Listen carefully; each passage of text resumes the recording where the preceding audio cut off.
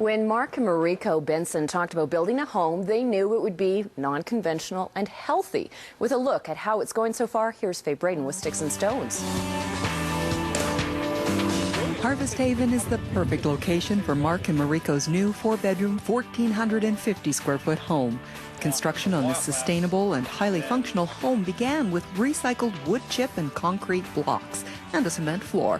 The straw clay walls are made with chopped straw mixed with a soup of local clay and water, and then foot tamped into the forms using bamboo in place of rebar. It has about 1,000 years of history to prove that it works, so we're quite confident in its functionality. A mixture of clay and sand and water is troweled onto the inside walls and then finished with a product out of New Mexico called American clay. And it's very easy to apply. You can apply it over any wall surface, including existing drywall and paint. The feeling inside this breathable house is amazing.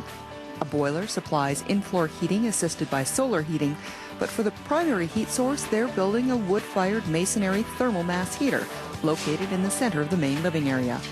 The tongue-and-groove pine ceiling and the exposed Douglas fir beams really suit this home. We have 4-foot overhangs, and one way that we are able to provide 4-foot overhangs over the entire perimeter of the house is by going to a hip gable roof, which is quite common in traditional Japanese architecture.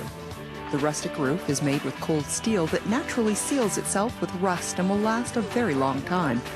Mark and his family can hardly wait to move into the home they've built.